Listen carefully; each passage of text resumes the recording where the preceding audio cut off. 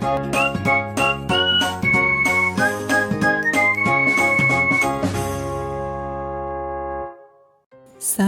dan bahagia Bapak Ibu guru hebat.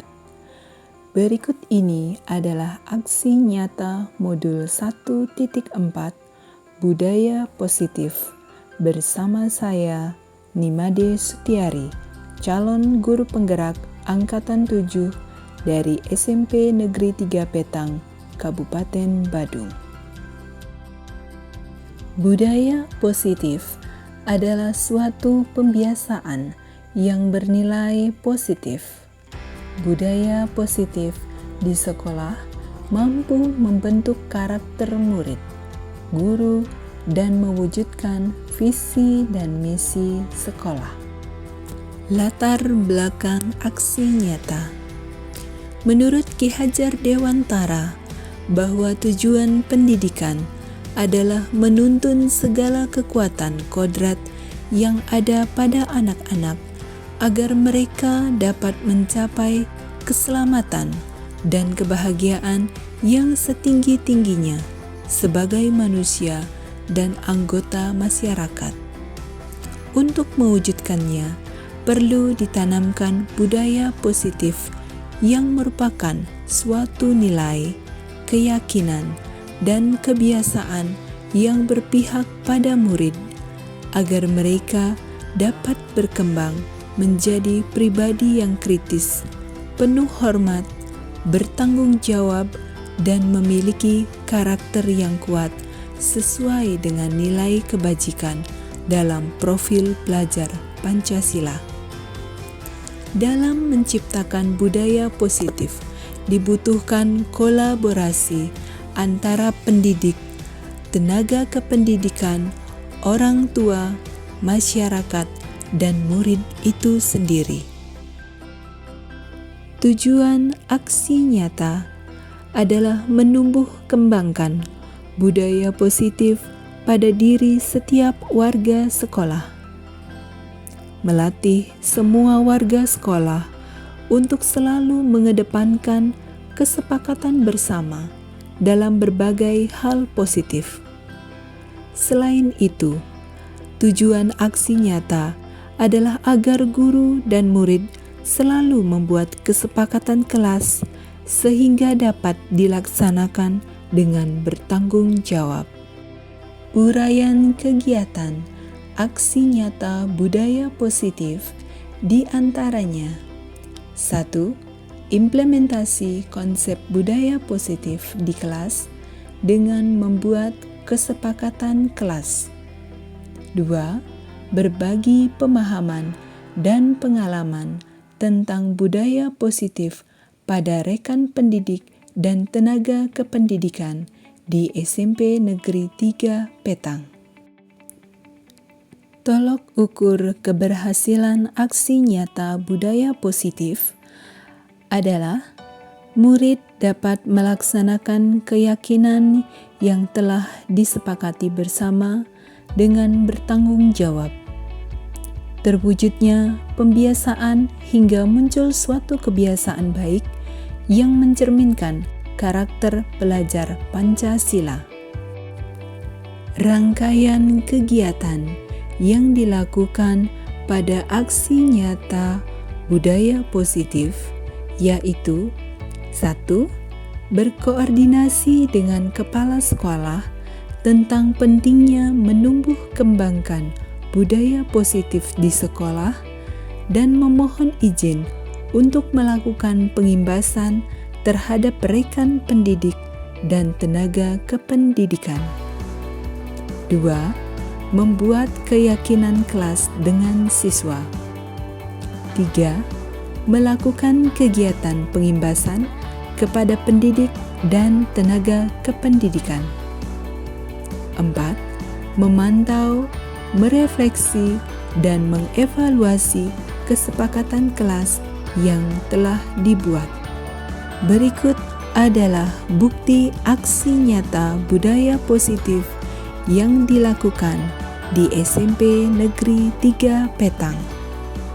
Selamat menyaksikan.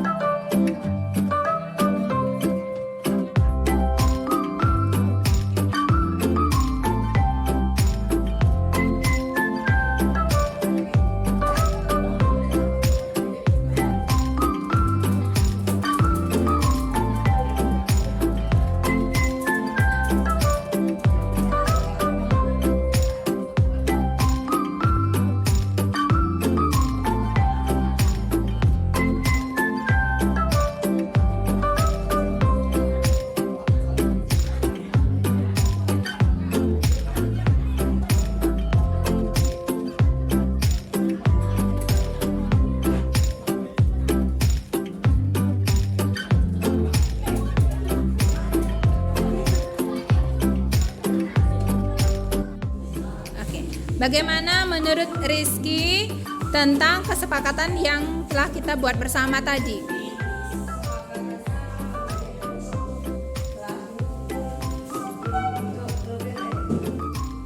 Oke, setuju apa enggak kalau kita buat kesepakatan sebelum pembelajaran berlangsung? Setuju. Baik, terima kasih ya.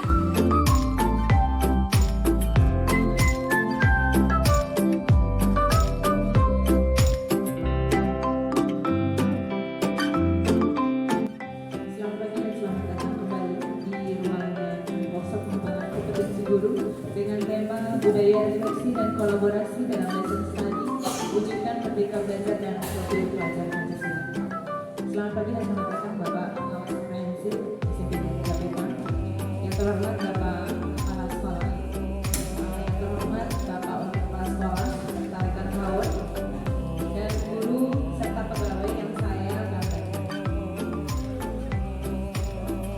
Puja dan puji syukur kita panjatkan kehadirat Desa yang Widiwasa, karena pada hari ini kita dapat berkumpul kembali dalam keadaan yang sehat pada acara workshop pengembangan kompetensi guru.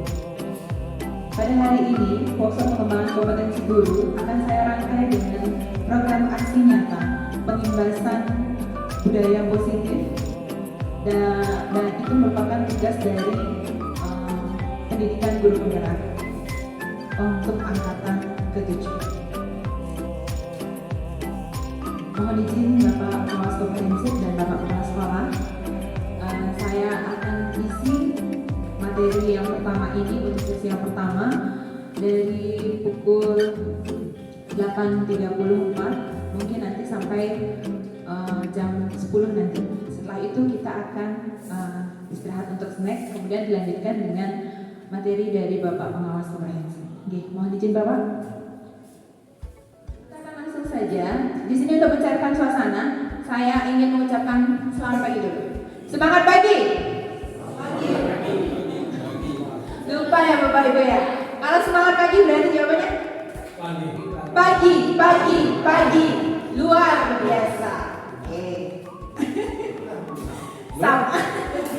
Baik. Tolong ya, semangat pagi. Pagi, luar biasa. Oke. Nah, kalau saya bilang pagi, nanti berarti Bapak Ibu tepuknya sekali. Oke. Kalau Tiang bilang siang, berarti Bapak Ibu tepuknya 2 kali. Kalau saya bilang malam, berarti Bapak Ibu tidak tepuk. Oke, kita coba ya. Kita mau lihat konsentrasinya Bapak Ibu dulu. Pagi. Pagi. Pagi. Siang. Siang. Malam. Oke, konsentrasinya Bapak Ibu bagus. Oke, tepuk tangan dong buat kita semua dulu. Baik, terima kasih Bapak Ibu ya. Nah, di sini saya berdiri di depan Bapak Ibu semua, di hadapan Bapak Pengawas Komprehensif dan juga Bapak Kepala Sekolah, tidak bermaksud untuk menggurui, ya. Jadi yang di sini hanya melakukan tugas dalam pendidikan program guru penggerak, itu dalam program adalah pembahasan tentang budaya positif, merupakan salah satu tugas saya untuk aksi nyata di pendidikan calon guru penggerak angkatan 7 ini. Oke, yang langsung saja, ini adalah PPT yang pengimbasan budaya positif. Kita melaksanakan di SMP Negeri Gapetan. Apakah perlu saya memperkenalkan diri kembali? Iya, perlu Bapak? Oke, saya punya pantun Bapak Ibu. Saya punya pantun. Jalan-jalan ke jembatan Lantang, bertemu Bagas yang sensitif. Rekan guru dan pegawai SMP Negeri Gapetan, mari kita bahas tentang budaya positif. Next. Nah, setiap kita melakukan kegiatan, tentunya kita memiliki suatu tujuan, ya. Jadi tujuan untuk kegiatan kita hari ini adalah Bapak Ibu mampu mengetahui budaya positif yang harus dimiliki setiap individu dalam melaksanakan tugas dan kewajibannya sebagai pendidik dan tenaga kependidikan. Kemudian selanjutnya, setelah Bapak Ibu mengetahui, Bapak Ibu diharapkan mampu menanamkan dan menumbuhkan budaya positif yang harus dimiliki oleh setiap individu dalam melaksanakan tugas dan kewajibannya sebagai pendidik dan tenaga kependidikan. Jadi ada 3. Bapak Ibu mengetahui, Bapak Ibu mampu menanamkan, dan Bapak Ibu mampu menumbuhkan. Ada 3 hal yang saya harapkan dalam kegiatan ini. Oke, mengetahui dulu, kemudian Bapak Ibu mampu menanamkan, dan Bapak Ibu mampu untuk menumbuhkannya. Next. Nah, saya ingin Bapak Ibu membaca ini. Ini adalah suatu perubahan paradigma Bapak Ibu. Nah, kegiatan kepalan tangan. Bapak Ibu pernah mengepalkan tangan? Coba Bapak Ibu kepalkan tangannya. Oke, ada A dan B, Anda dan teman Anda. Sobeklah secari kertas kecil, tuliskan benda atau sesuatu yang sangat berharga untuk Anda. Letakkan di salah satu tangan Anda dan genggam benda atau sesuatu tersebut dengan segala daya. Buatlah sebuah kepala. Teman Anda, B, akan mencoba dengan sekuat tenaga dengan berbagai cara untuk meminta Anda memberikan benda tersebut. Nah, apa yang terjadi? Sesungguhnya siapa yang memegang kendali atau kontrol untuk membuka atau menutup kepala? Kita coba ya. Oke, pagi, siang, malam, ada 1. Ayo, saya dapat 1. Siapa? Oke, nggak apa-apa. Saya dapat 1. Siapa itu? Nah, ayo. Nggak apa-apa, saya cari 2 nanti. Oke, siang, pagi, malam, pagi, siang, malam.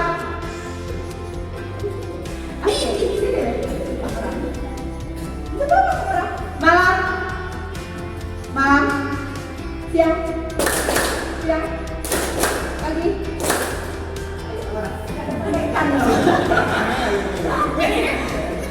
Semua konsentrasinya bagus. Pagi, siang. Pak Peter nggak tepuk tangan.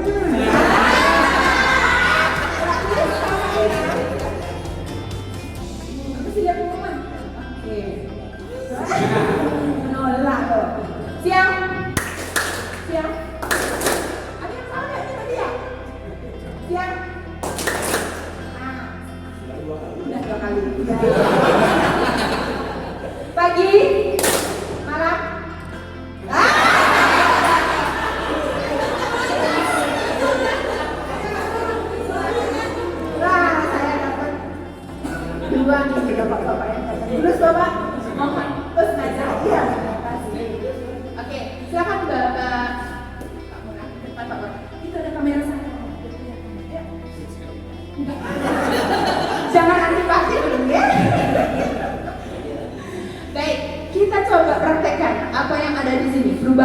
Nah, kegiatan kepalan tangan. Siapa mau jadi A? Sweet dulu. Ayo sweet.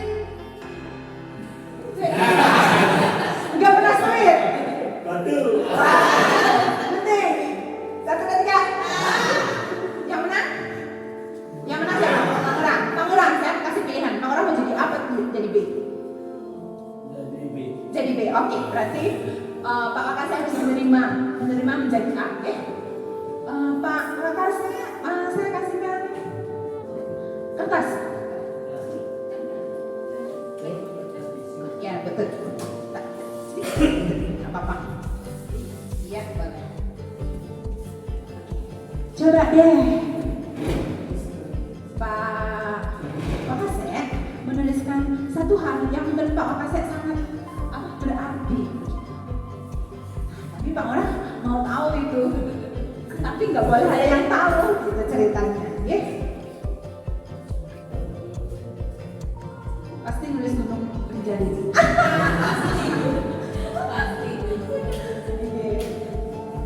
Nah, ya, Pak Wakasek jelas dong, itu sesuatu yang rahasia kan?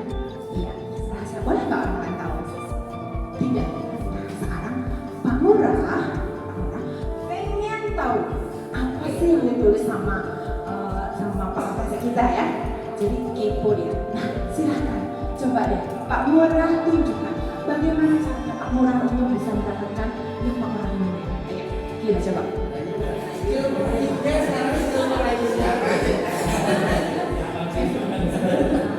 Silakan. Kita lihat. Ya.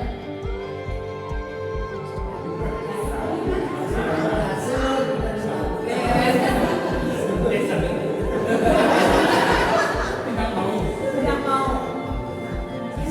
Bisa. Dikitik mungkin. Kan ada dikitik begitu ya. Tapi ternyata Pak Wakasek mau nggak berikan itu sama Mama? Kenapa mau? Itu oh karena dikasih uang.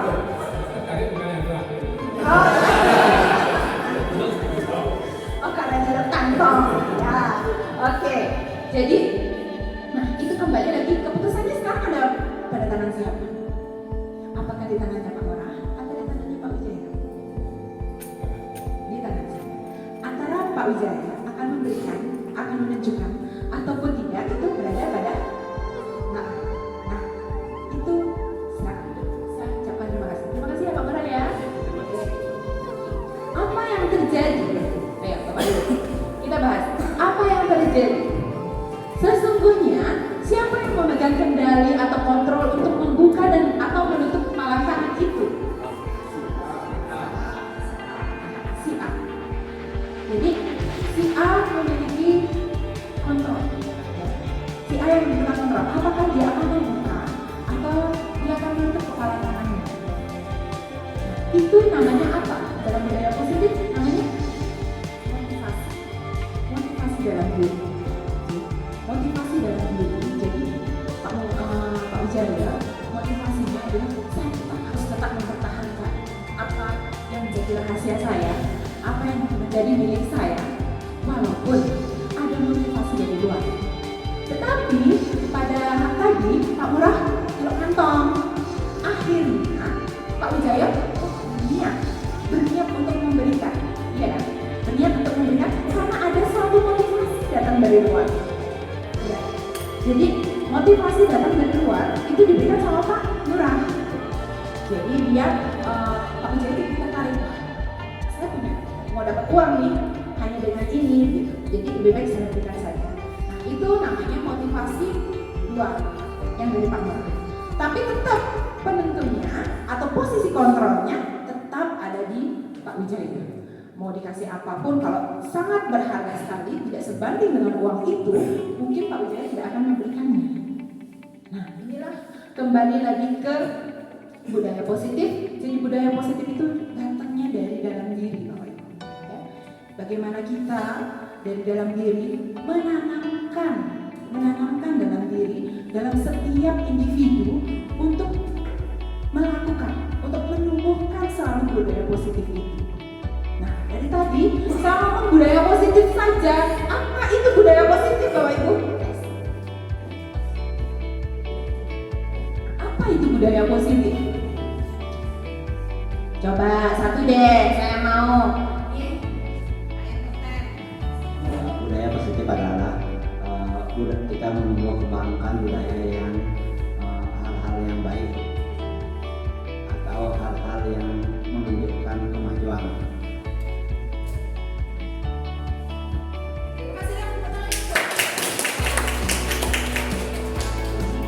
Jadi intinya menemukan sesuatu yang baik, sesuatu yang baik untuk kemajuan kita bersama, kemajuan sekolah kita, SMP Negeri Bapak. Nah di sini budaya positif itu adalah suatu kebiasaan yang bernilai positif. Budaya positif di sekolah mampu membentuk karakter murid, karakter guru, dan mewujudkan visi dan misi sekolah. Kita berada di sini itu jelas tujuannya adalah visi dan misi sekolahnya Bapak Ibu ya. Nah, bagaimana cara kita mewujudkan visi dan misi sekolah? Salah satunya adalah menumbuhkan budaya positif dalam diri kita dulu ya. Dalam diri kita, setelah tumbuh dalam diri kita akan mampu menumbuhkannya kepada anak didik kita. Dan setelah semua memiliki budaya positif, maka visi dan misi sekolah kita akan terwujud. Oke, next. Nah, ada budaya positif Bapak Ibu. Budaya positif itu unsur utamanya adalah disiplin positif. Itu unsur utama terwujudnya budaya positif adalah disiplin positif. Bapak Ibu sudah tahu kata disiplin, sudah sering sekali mendengar kata itu ya. Dari Bapak Ibu zaman dulu, dari masih hidup sekolah mungkin, akhirnya sekarang masih mendengarkan kata disiplin. Nah, kemudian untuk mencapai suatu disiplin, ini perlu kontrol diri. Jadi disiplin itu adalah bentuk dari kontrol diri, yaitu belajar untuk kontrol diri agar dapat mencapai suatu tujuan. Untuk mendapatkan kita disiplin, kontrol diri kita. Seperti itu. Kemudian tujuan mulia ini mengacu pada nilai-nilai yang dianggap seseorang. Mulia ini juga dinamakan sebagai nilai kebajikan. Jadi kita mengacu pada nilai-nilai kebajikan. Apa sih itu nilai-nilai kebajikan? Next Bu Widya. Nah, ini adalah nilai kebajikan yang dipaparkan. Ada beberapa, ada 1, 2, 3, 4, 5, 6. Yang paling kita sering dengar itu adalah nilai kebajikan yang ingin dimiliki oleh anak Indonesia, yaitu namanya profil pelajar Pancasila. Tentunya Bapak Ibu guru dan pegawai sudah sering sekali mendengar kata profil pelajar Pancasila. Yang pertama, apa itu? Ya, beriman dan bertakwa kepada Tuhan yang Esa dan berakhlak. Kemudian yang kedua, berkebinekaan global. Kemudian ada mandiri, ada bergotong royong, ada bernalar kritis, kemudian kreatif. Itu adalah budaya positif atau nilai kebajikan yang tertuang dalam profil pelajar Pancasila. Selain budaya positif ini atau nilai kebajikan ini, juga ada beberapa nilai kebajikan. Yang terakhir adalah yang namanya adalah sikap murid. Itu dituangkan dalam Ibu Primary Years Program. Itu ada. Kemudian ada 9 pilar karakter. Itu yang dituangkan dalam Indonesian Heritage Foundation atau IHF. Kemudian petunjuk seumur hidup dan keterampilan hidup. Itu dituangkan dalam Lifelong Guidelines and Life Skills. Kemudian the 7 Essential Virtues, itu building moral intelligence dari Michael Borbach. Dan yang terakhir adalah proyek nilai kebajikan atau the Virtues Project. Nah, apa saja nilai kebajikan yang terkandung dalam sikap murid seperti itu? Yang pertama ada sikap murid. Murid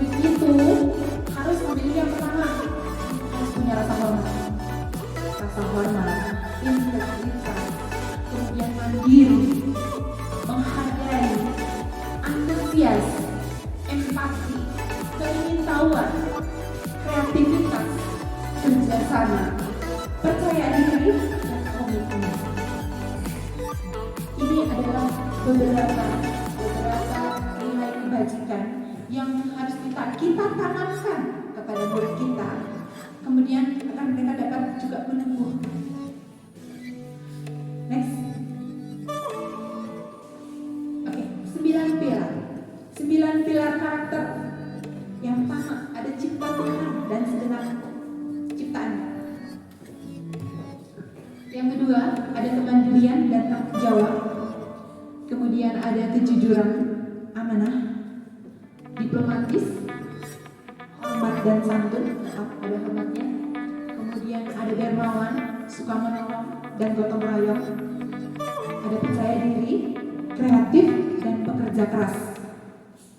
Kemudian ada kepemimpinan dan keadilan, baik dan rendah hati, toleransi, kedamaian dan kesatuan. Itu dari 9 pilar karakter yang dituangkan di sana. Next, Bu Ida. Nah, ini petunjuk seumur hidup dan keterampilan hidup, lifelong guidelines and life skill.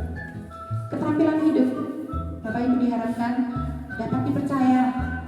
Ini jaga kepercayaan orang yang seperti itu ya. Bapak Ibu sering selalu mendengar jaga kepercayaan itu ada. Yang pertama dapat dipercaya, lurus hati, pendengar yang aktif, kemudian tidak merendahkan orang lain. Bapak Ibu mau nggak direndahkan?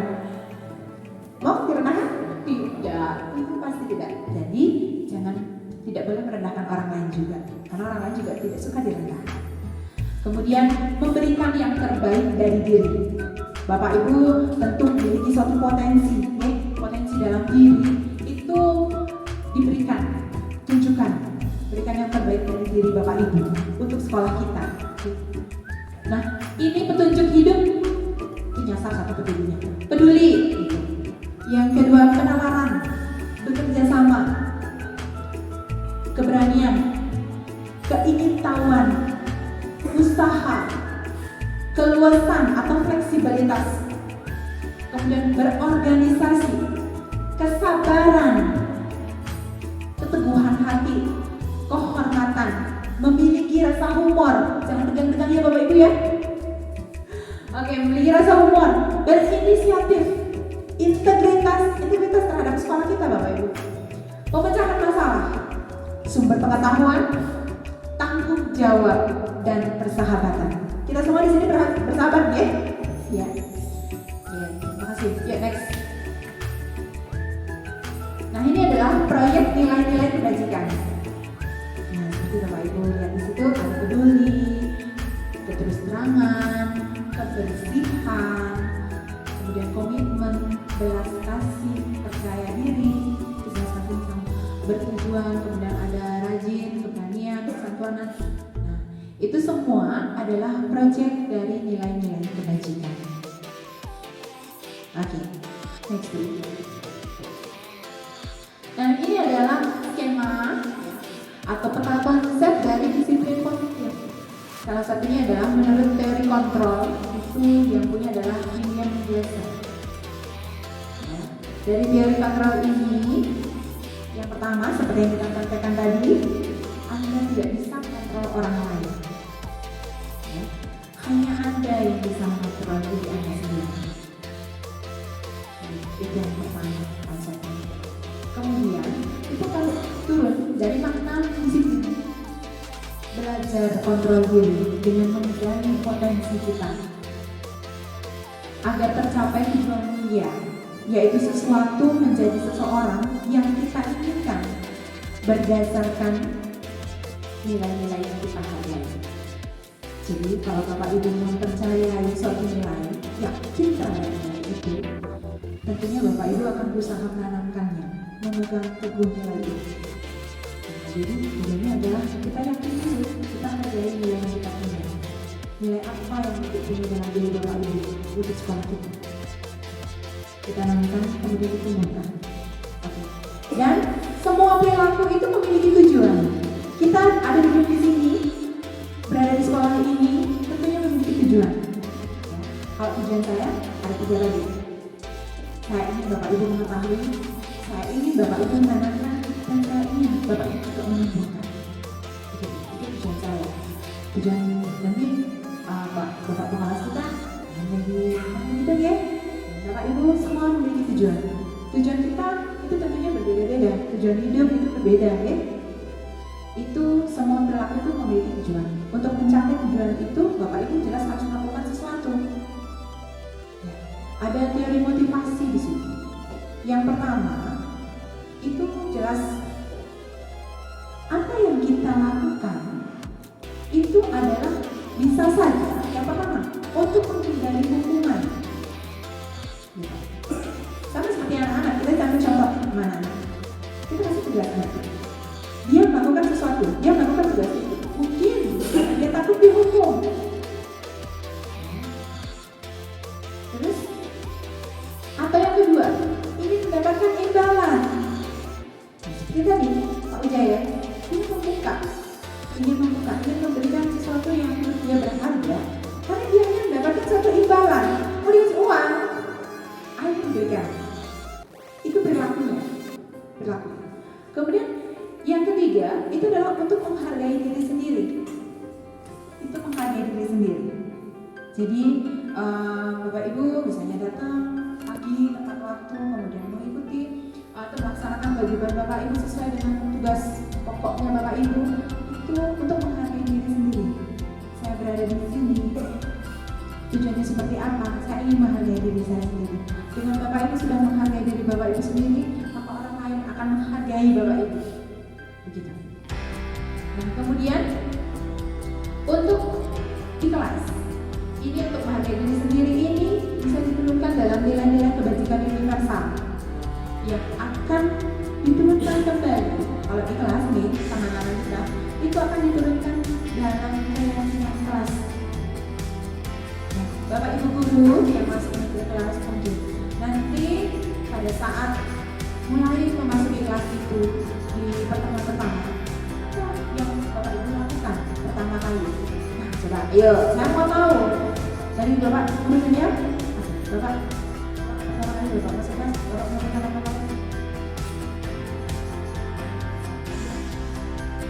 Pengen salam, selanjutnya materi pertama itu apa? Misalnya pembelajaran baru nih, ya, pembelajaran baru kita baru masuk kelas. Terus apa yang kita lakukan? Kelas pertama sama dulu, proses. Kemudian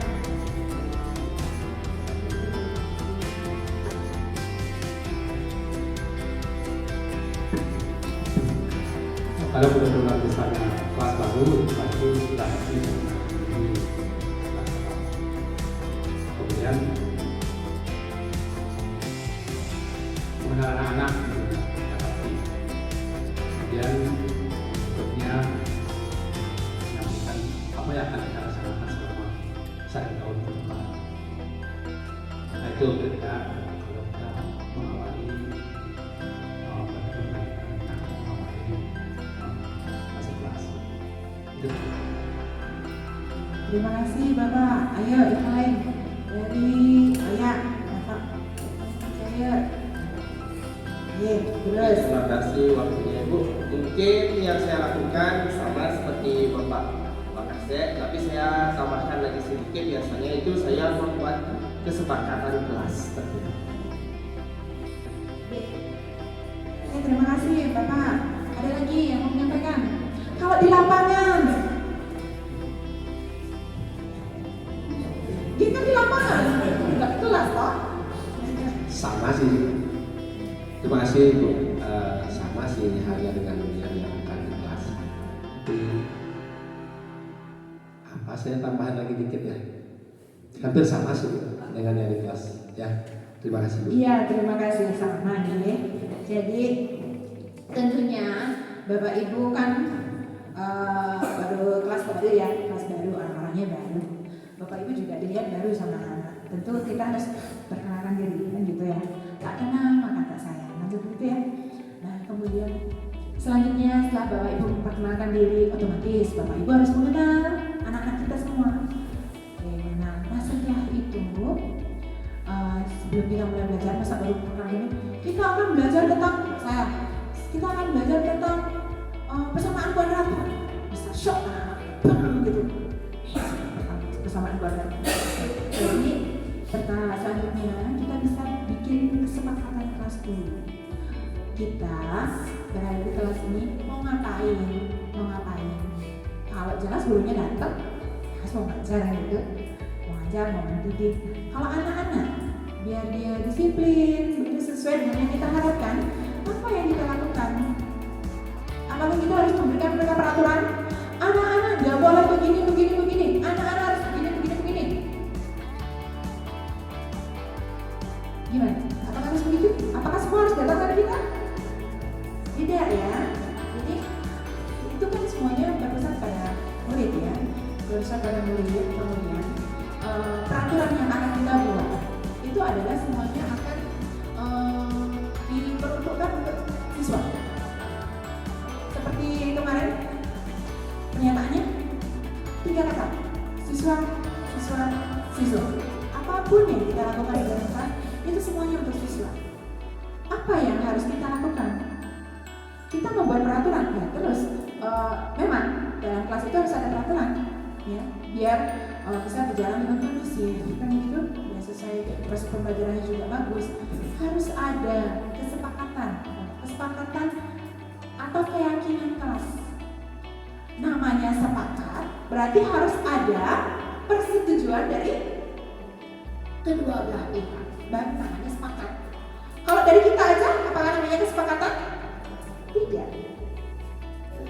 Jadi harus ada persetujuan dari kedua belah pihak antara kita sebagai guru dan siswa. Dan siswa kalau mereka sudah membuat sendiri, mereka akan yakin karena mereka yang membuat. Jadi itulah keyakinan kelas. Jadi apa yang menjadi peraturan di kelas itu adalah suatu keyakinan yang mereka harus yakini. Dengan mereka meyakininya, maka tentunya mereka akan melaksanakannya dengan semangat, kemudian dengan percaya diri, dengan penuh tanggung jawab. Itu adalah keyakinan kelas yang harus disepakati, yang diyakini oleh siswa kita dan oleh kita. Itu namanya kata keyakinan kelas atau kesepakatan kelas. Nah, untuk teori motivasi ini yang nomor 1 dan nomor 2 itu namanya motivasi ekstrinsik yang datangnya dari luar, yang datangnya dari Pak Murah tadi, Pak Murah Nano, yang datangnya dari luar, bisa dalam bentuk hukuman, ya, dia takut dihukum, makanya dia melakukannya itu, atau dia ingin mendapatkan suatu imbalan, begitu. Itu namanya motivasi ekstrinsik, datangnya dari luar. Kalau motivasi intrinsik itu adalah motivasi untuk menghargai diri sendiri. Bapak Ibu ingin dihargai, berarti Bapak Ibu juga harus melakukannya. Yang datang dari diri Bapak Ibu itu lebih kuat ya, daripada Bapak Ibu harus takut akan hukuman, ingin dihargai begitu. Kalau nggak ada hukuman berarti Bapak Ibu tidak melakukan apa-apa begitu. Kalau sudah datang dari diri sendiri, apapun itu, walaupun tidak ada yang melihat, ya, walaupun tidak ada yang memuji, walaupun tidak ada yang akan memberikan hukuman, kita akan terus melakukannya dengan ikhlas. Nah, kemudian di sini ada model berpikir tentang menang-menang, kemudian kolaborasi dan konsensus menciptakan pilihan-pilihan baru. Kita punya 5 posisi kontrol Bapak Ibu sebagai guru. Yang pertama adalah sebagai penghukum. Biasanya kalau muridnya datang terlambat, kita hukum, gitu ya. Berarti itu posisi penghukum. Atau yang kedua, ada posisi merasa bersalah. Misalnya gini, nah jangan begitu kan kasihan ibunya. Kasihan ibu nanti dimarahin loh ibu sama bapak kepala sekolahnya atau bagaimana. Nah itu memposisikan anak sebagai pembuat rasa bersalah. Jadi kita membuat rasa bersalah untuk anak itu. Nah itu untuk yang kedua. Yang ketiga adalah sebagai teman. Biasanya kita sebagai teman jangan gitu, ya. Seperti itu. Kemudian atau sebagai pemantau. Pemantau itu bagaimana ya Bapak Ibu? Kamu sudah berapa kali melakukan pelanggaran. Ini ibu catat loh di sini sudah 3 kali. Sekarang kamu lagi melakukan pelanggaran. Kita memantau terus. Kemudian yang kelima adalah posisi sebagai manajer. Nah, manajer ini posisinya adalah jika anak melakukan kesalahan, kita berusaha menumbuhkan kembali tanggung jawabnya dia. Kalau kamu melakukan kesalahan ini, kamu yakin nggak? Kamu meyakini nggak kesepakatan kelas yang telah kita buat bersama? Kalau kamu sudah meyakini, terus kenapa kamu melakukan hal ini? Kemudian bagaimana cara kamu untuk memperbaiki ini? Kita gali dari keyakinan mereka dulu. Kita tanyakan, kamu mau apa? Dengan kesalahan ini bagaimana cara kamu memperbaiki? Jadi semua solusi yang akan muncul itu dari dirinya sendiri. Itu salah satu untuk melatih kemandirian dan juga tanggung jawab dari anak-anak atas keyakinan yang telah mereka buat bersama. Oke. Nah, kemudian untuk mendapatkan posisi manajer ini, untuk melakukannya ada suatu pendekatan, itu namanya segitiga restitusi. Segitiga restitusi yang dimana urutannya yang pertama dia punya tiga sisi. Yang pertama adalah menstabilkan identitas. Yang kedua adalah validasi kebutuhan. Yang ketiga adalah menanyakan keyakinan. Contohnya begini. Kemarin ada anak yang tidak buat tugas, begitu misalnya, tidak buat tugas. Kita tanyakan, kita tahu kan, anak itu sering tidak buat tugas. Kita tanyakan. Pertama, sebagai menstabilkan identitas dulu. Jadi contohnya begini. Ibu juga dulu pernah jadi murid. Ibu juga pernah tidak mengerjakan tugas. Kita pernah kan, Bapak Ibu tidak mengerjakan tugas dulu? Iya. Sering. Bahkan sering. Ya. Nah sekarang itu juga dengan anak-anak kita. Ibu juga dulu pernah tidak mengerjakan tugas. Tetapi ibu di sini tidak menyalahkan kamu. Ibu ini kita bersama mencari solusi dari permasalahan ini. Kita sadarkan dulu dia, jangan kita marahi, begitu. Jangan kita marahi dulu karena semakin marah nanti mereka tidak semakin melawan kita, gitu ya. Jadi kita masuk dulu ke kondisinya dia. Kita samakan persepsi, anak kita pernah, walaupun memang kenyataannya pernah dulu. Sekarang pun iya. Kan kita pernah juga tidak mengerjakan tugas apa yang menjadi tugas kita sebagai guru ataupun sebagai pegawai gitu. Nah itu kita masuk dulu ke dalam diri mereka. Kemudian kita validasi kebutuhan. Validasi kebutuhan itu seperti ini. Kenapa kamu tidak mengerjakan tugas? Karena segala perilaku itu jelas ada sesuatu yang ingin dipenuhi. Ya, jadi kita melakukan sesuatu pasti ada yang ingin dipenuhi. Mungkin jawabannya ya Bu, saya membantu orang tua saya. Nah, membantu orang tua saya untuk bekerja di rumah. Begitu misalnya, ininya dia. Alasannya atau kebutuhannya dia. Kita validasi, kita benarkan kebutuhannya itu. Wah, itu merupakan suatu bentuk tanggung jawab kamu. Kemudian sebagai seorang anak di rumah terhadap orang tua kamu. Itu adalah sesuatu yang sangat bagus.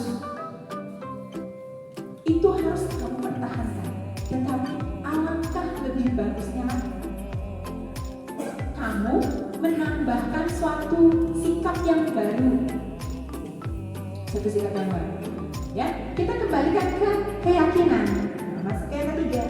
Sisi yang ketiga, kita tanyakan keyakinannya. Nah, kalau dengan sikap kamu yang tidak membuat tugas itu, keyakinan mana yang kamu langgar di kelas kita? Kan gitu, keyakinan kelas misalnya. Pasti tentu kalau keyakinan kelas pasti ada tentang tugas, ya, Pak Wijaya ingatkan. Pasti ada tentang tugas. Mungkin keyakinannya di sana adalah mengumpulkan tugas tepat waktu. Jelas dia akan menyebutkan hal itu.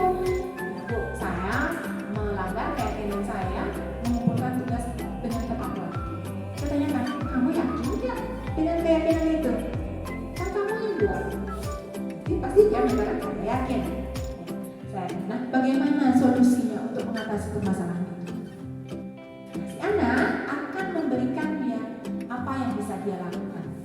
Apa yang bisa dia lakukan untuk mewujudkan keyakinan itu agar dia menjadi anak yang mandiri dan juga menjadi anak yang bertanggung jawab. Itu adalah segitiga restitusi, ada 3 hal. Nah, kemudian tadi kita berbicara tentang kebutuhan. Dalam realitasnya, kebutuhan kita itu tentu berbeda. Kita berusaha memahami pandangan orang lain tentang dunia. Setiap orang memiliki gambaran yang berbeda. Mungkin gambaran saya tentang dunia ini berbeda dengan Bapak Ibu semuanya. Dilihat dari kebutuhan itu. Apa saja kebutuhan? Ada 5 kebutuhan dasar yang dimiliki oleh manusia.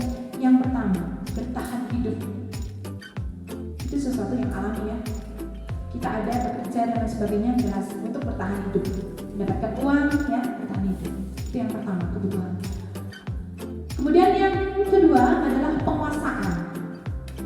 Misalnya di kelas Bapak Ibu ingin menguasai misalnya menguasai materi begitu ya. Kemudian menguasai tugasnya Bapak Ibu mengerjakan apa, itu harus dikuasai. Itu penguasaan. Kemudian kasih sayang dan rasa diterima. Misalnya itu masuk dalam suatu komunitas atau di rumah. Kalau Bapak Ibu tidak ada kasih sayangnya atau tidak diterima, rasanya saya tidak punya arti di rumah ini, seperti itu misalnya. Atau anak-anak sering begitu kan, dia di rumah sering membandingkan dirinya dengan adiknya mungkin, sering membandingkan dirinya dengan kakaknya mungkin, nah seperti itu. Itu adalah salah satu kebutuhan yang ingin dipenuhi oleh si anak itu. Itu adalah kebutuhan akan kasih sayang dan rasa diterima. Itu adalah kebutuhan dasar manusia. Yang berikutnya adalah kesenangan. Mungkin kemarin Bapak Ibu melihat saya sama Mbak Ibu nyanyi di sini. Itu ada kebutuhan yang ingin saya penuhi. Itu adalah kesenangan. Saya senang melakukan itu. Makanya saya berkata seperti itu. Saya senang. Saya ingin memenuhi kebutuhan dasar saya. Itu kesenangan. Karena saya tidak bisa begitu. Seperti itu contohnya. Ya mungkin Bapak Ibu di tempat lain kan bisa ya untuk memenuhi kesenangannya, mungkin jalan-jalan atau menghabiskan uang gitu, menghabiskan uang banyak. Saya nggak sebut. Menghabiskan uang banyak susah loh nyari uang kan, 1 bulan dapat gaji 3 juta gitu, 1 jam set hilang 3 juta. Nah, itu demi apa? Kesenangan. Nah itu kebutuhan saya. Bapak kasih kita kenyom. Terasa ya? Semuanya. Yang terakhir adalah kebebasan. Kita ingin bebas berekspresi, ya. Kita ingin bebas melakukan apapun. Misalnya, lagi Bapak makasih balas ya. Saya pakai contoh bebas, misalnya bebas di sini. Tidak dilarang sama ibunya, gitu.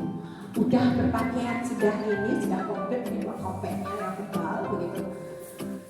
Nggak ditanyakan. Kalau ditanyakan, mungkin bapaknya marah.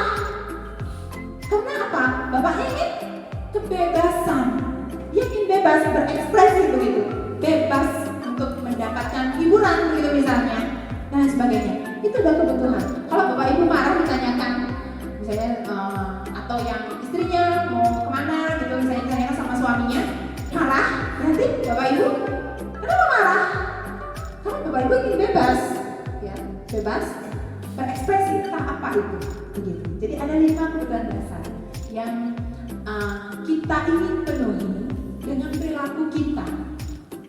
Oke, next. Nah, ini ada satu video, oke Bapak Ibu nih.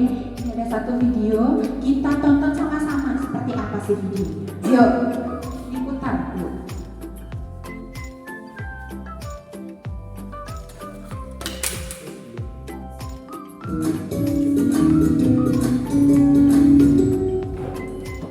Salam bahagia Ibu dan Bapak Guru hebat.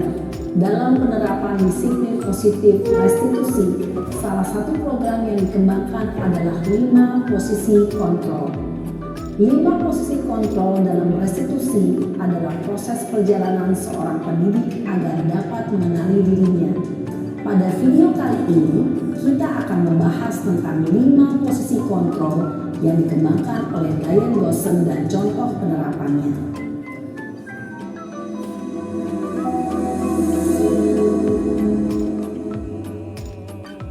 5 posisi kontrol itu adalah: 1. Posisi penghukum.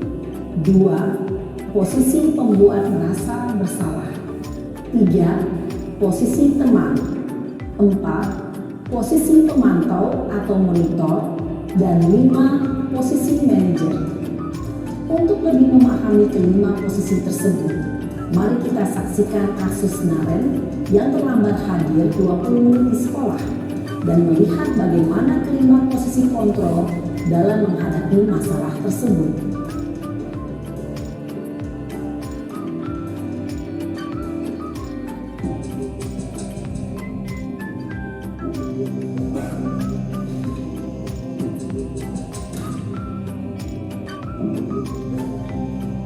Naren! Sini kamu! Selamat pagi, Bu. Selalu terlambat. Kamu deh, pasti terlambat. Maaf, Bu. Saya Apa? Apa coba? Alasan kamu apa lagi? Kapan sih kamu tidak terlambat? Malas sekali ya kamu jadi anak. saya Dasar pemalas. Gak kapok-kapok sih kamu. Sudah berapa kali terlambat? Sana, kamu keliling lapangan basket 2 kali. kenapa saya harus keliling lapangan basket, Bu? Kenapa? Kamu melawan ibu. Berani-beraninya jawab. Sudah terlambat, masih berani jawab pula. Sekarang, keliling lapangan basket 5 kali sekalian. Biar kapok. Cepat. Pergi sana ke lapangan basket. Posisi penghukum biasanya berbicara dengan nada tinggi, menghardik, menunjuk-nunjuk, menyakiti, dan menyindir.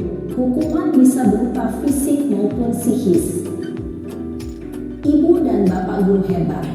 Dampak yang terjadi pada murid ketika guru berada pada posisi penghukum adalah murid cenderung akan memberontak, bahkan menyimpan dendam.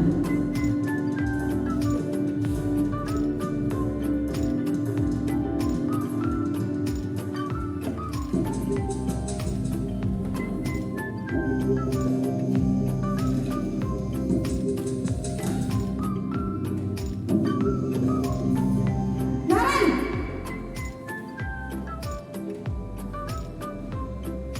Selamat pagi, Bu. Naren. Kamu kenapa terlambat lagi, nak? Ya Tuhan, Naren. Kamu senang ya bikin ibu susah ya? Kalau kamu terlambat lagi, nanti ibu yang ditegur bapak kepala sekolah, nak. Disangka ibu tidak bisa membina kamu. Duh, gimana ini? Maaf, Bu. Duh Gusti Naren. Kamu suka ya kalau ibu ditegur bapak kepala sekolah? Terus, sekarang ibu harus tulis apa yang di buku absen? Ini kamu sudah sering terlambat loh. Ibu harus apa coba? Maaf, Bu. Maaf sekali. Ya sudah, lain kali jangan bikin ibu susah lagi ya nak ya. Ibu tidak akan kuat lagi kalau kamu gini terus. Bisa jantungan kalau ibu tegur bapak kepala sekolah. Sana cepat kelas. Maaf ya, Bu. Maaf sekali. Posisi pembuat rasa bersalah berbicara dengan nada tenang, cenderung lembut. Namun kata-kata yang diutarakan membuat murid merasa menjadi orang yang gagal, memandang buruk dirinya sendiri, merasa tidak berharga, dan tidak sanggup membahagiakan orang lain. Ketika guru mengambil posisi pembuat rasa bersalah, murid akan menganggap dirinya yang bersalah dan ia akan menyimpan emosi negatif tersebut di dalam dirinya.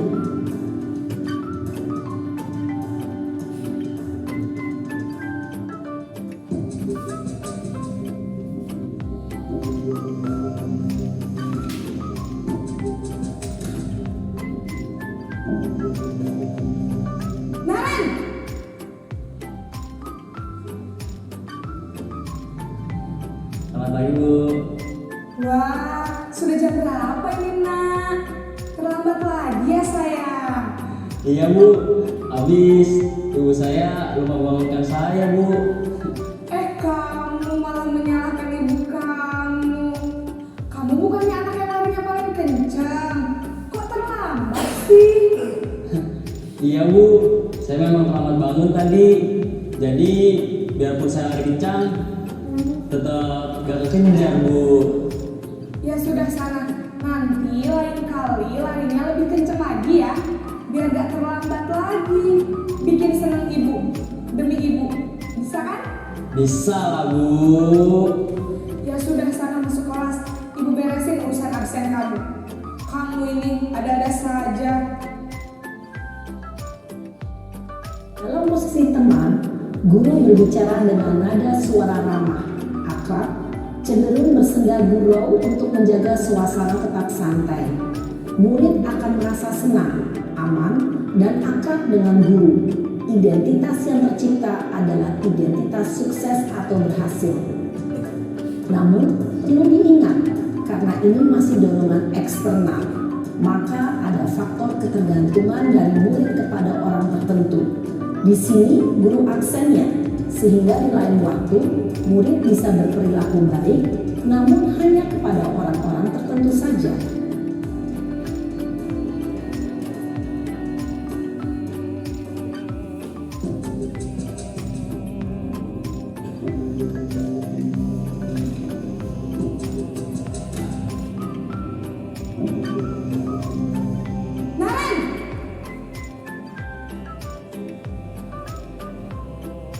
Selamat pagi Bu. Naren, apa peraturan sekolah kita tentang jam berapa kita harus masuk sekolah, Nak? Kita harus di sekolah jam 7 Bu. Iya betul, sekarang sudah jam 7.20. Naren sudah tahu konsekuensinya jika terlambat hadir. Paham Bu, saya harus tinggal kelas pas jam istirahat selama 20 menit.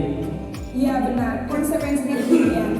Jadi nanti jam 9.30 pas istirahat, kamu harus tinggal di kelas, kerjakan tugas tambahan untuk ketertinggalan kamu, ya? Baik Bu. Posisi pemantau mengandalkan penghitungan atau data untuk mengontrol murid. Guru mengarahkan murid berdasarkan peraturan dan konsekuensi. Seorang pemantau menunjukkan bahasa tubuh dan ekspresi wajah yang datar dan cenderung formal.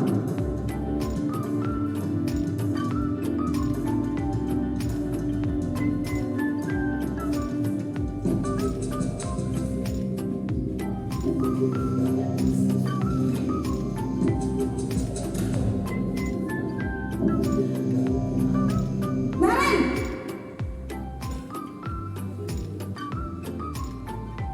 Selamat pagi Bu. Selamat pagi Naren. Maaf Bu, saya terlambat. Iya, sekolah masuknya jam 7, sekarang sudah jam 7.20. Jadi sekarang bagaimana ini Naren? Maaf Bu, saya lupa setel alarm saya semalam.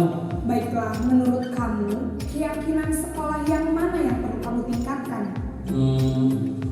Menghargai diri sendiri dan orang lain mungkin ya Bu. Setuju. Jadi, apakah Naren meyakini prinsip saling menghormati tersebut? Iya Bu, saya meyakininya. Apakah Naren bersedia memperbaiki masalah keterlambatan ini? Bersedia Bu.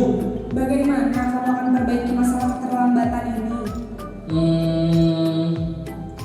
Saya akan coba untuk tidak lupa menyetel alarm saya Bu. Baik, kalau Naren lupa menyetel alarm di rumah, ada orang yang kira-kira bisa bantu mengingatkan tidak?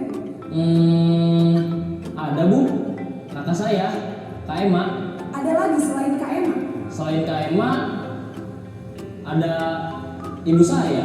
Baik, jadi yang mengingatkan Naren adalah Kak Emma dan ibu kamu ya? Kira-kira akan mulai setel alarm kapan nih Naren? Setelah pulang sekolah, akan segera saya lakukan. Baik, jadi Naren akan setel alarm untuk bangun besok pagi dan akan diingatkan oleh kakak dan ibunda Naren ya. Ada lagi yang mungkin perlu dilakukan Naren agar tidak terlambat bangun lagi? Tidak ada Bu.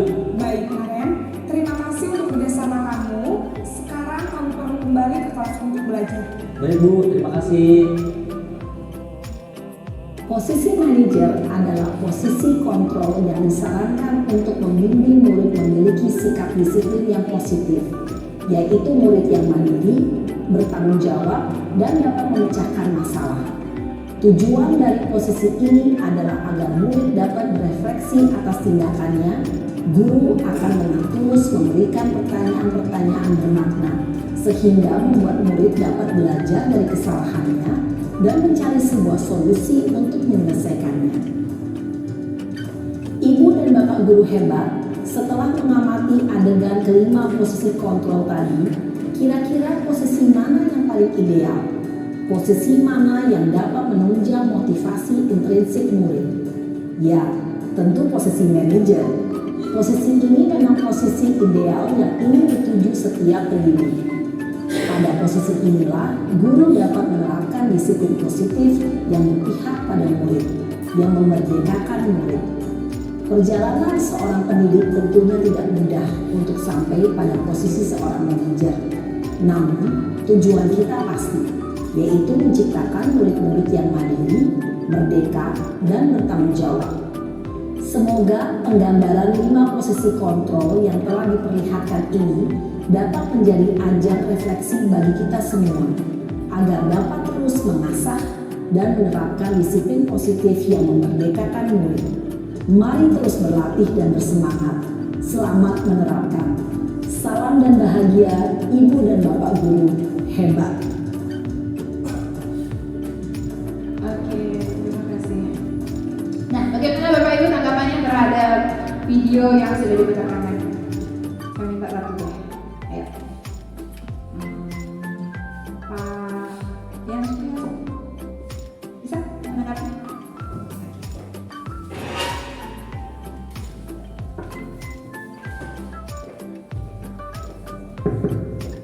Terima kasih Ibu Mati. Yang saya dapat ambil dari positif yang 5 positif tadi, yang paling paling bagus atau paling baik yang bisa dilakukan adalah manajer yang kelima. Tapi langkah bagus itu kalau boleh misalnya semua itu dirangkul, karena kalau yang manajer saja itu kan kembali ke karakter anak.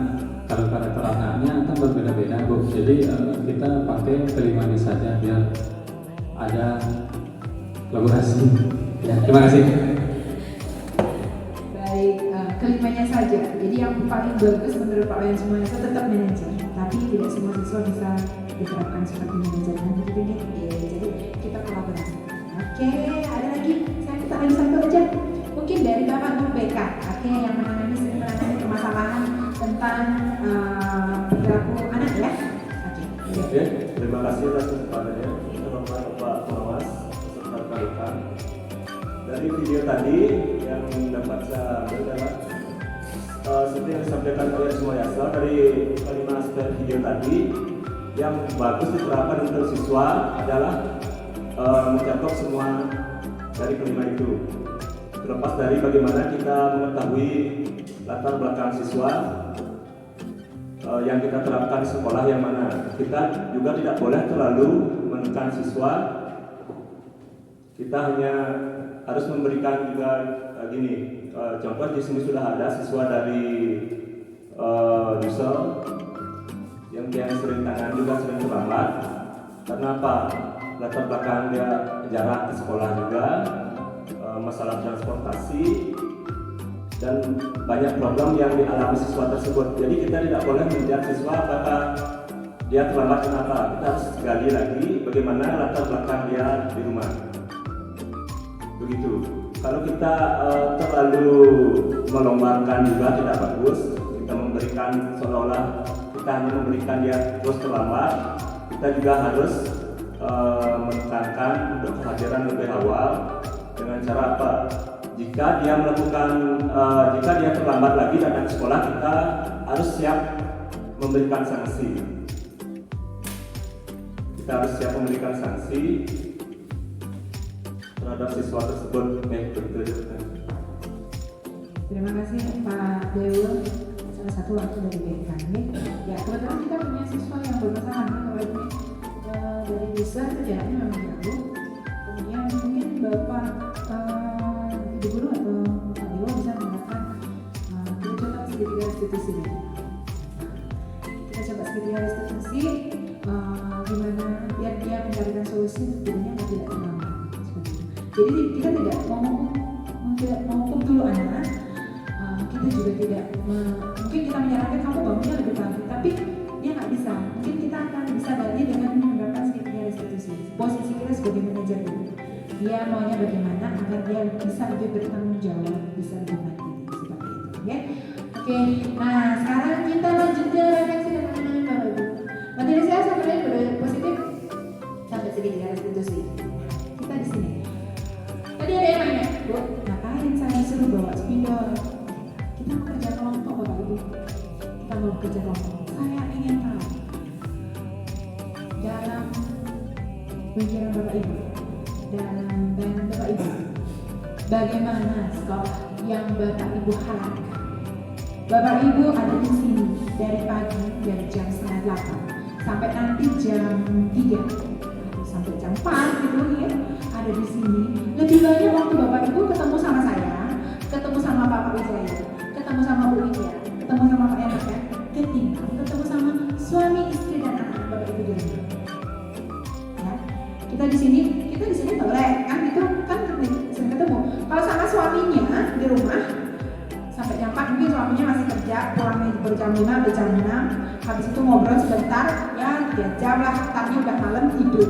Apakah saat itu Bapak Ibu bertemu kan tidak ya, tidak pada ke alamnya masing-masing. Jadi lebih banyak waktu Bapak Ibu di sini. Inilah keluarga kita yang sebenarnya kan begitu. Nah sekarang Bapak Ibu ingin membawa keluarga kita ini kemana? Harapannya apa? Kemudian kita memiliki murid ada 200 lebih ya, ada 200 lebih. Terus murid itu adalah dari ada yang keponakannya Bapak Ibu mungkin ya, nah, dari sini keponakan anak ataupun saudara seperti itu. Nah terus murid yang seperti apa yang Bapak Ibu inginkan di masa mendatang? Anak-anaknya Ibu mungkin, anaknya Bapak di rumah tuh, Bapak Ibu ingin lihatnya di masa mendatang itu seperti apa? Oke, kemudian bagaimana budaya positif yang sudah Bapak Ibu lakukan untuk hal itu? Bapak Ibu ingin mendapatkan sekolah yang seperti ini. Apa yang sudah Bapak Ibu lakukan? Budaya positif apa yang sudah Bapak Ibu lakukan untuk hal itu? Contohnya bagaimana? Contoh perilakunya bagaimana? Kemudian untuk mencapainya tentu harus ada budaya positif yang lain ya, tidak cukup satu. Atau mungkin budaya itu belum Bapak Ibu lakukan.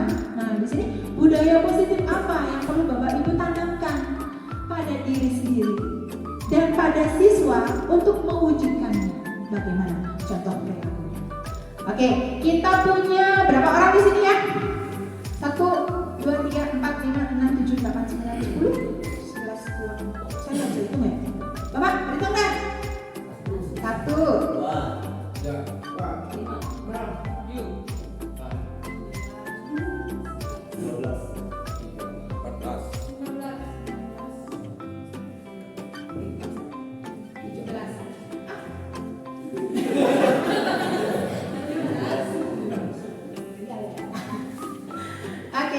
ada 17 berarti kita bagi jadi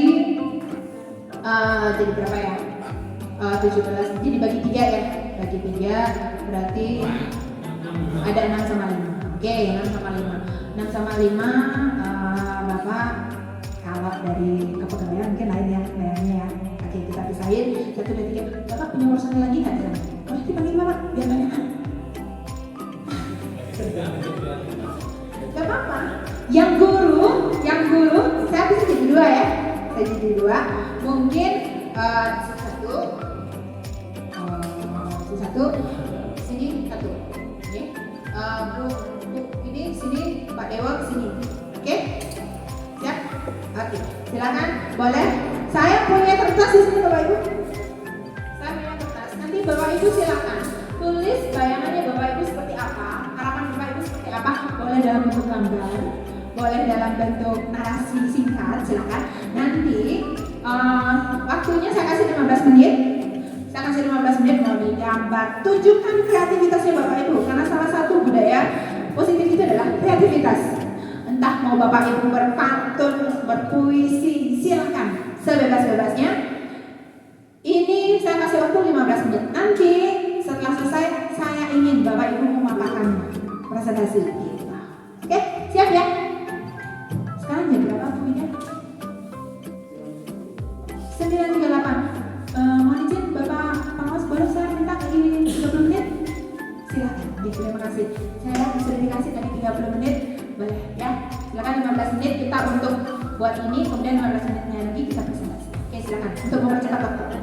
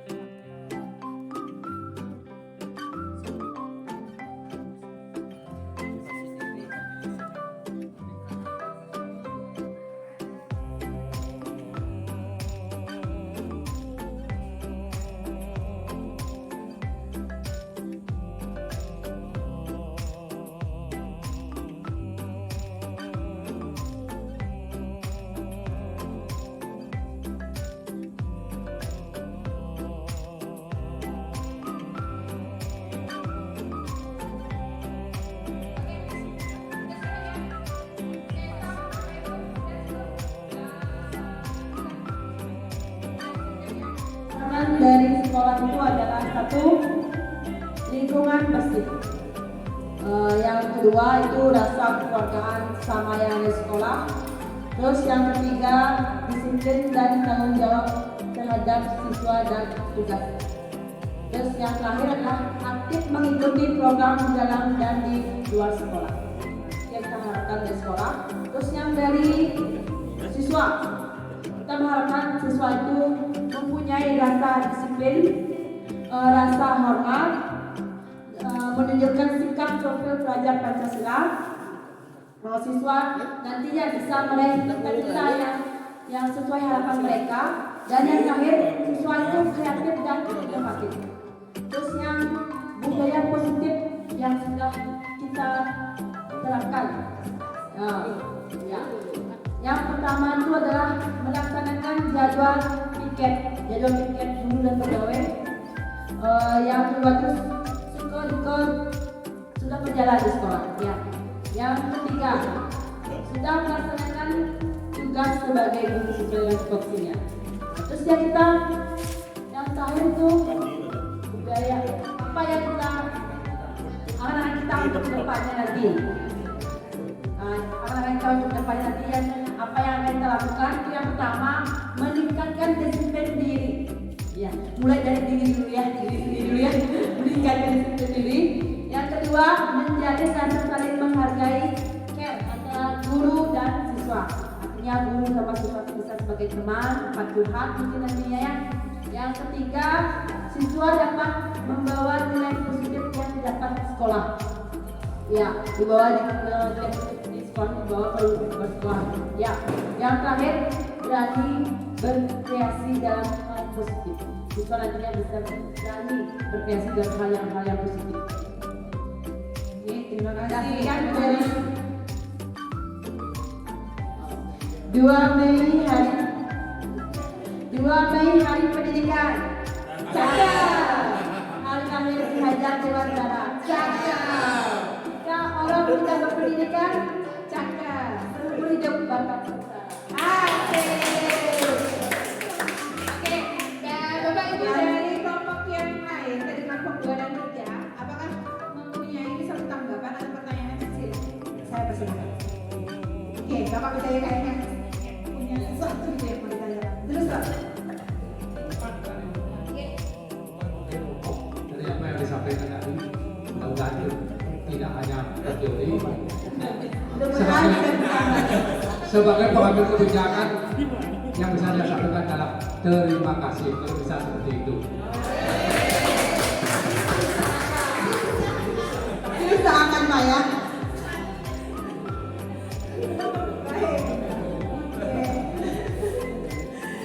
Dari kelompok yang lain mungkin, dari pegawai mungkin ada hal yang mau disampaikan.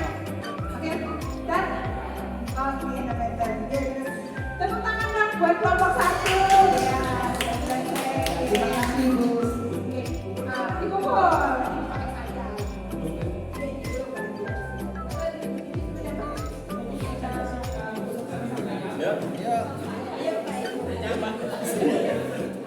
Saya hampir lupa.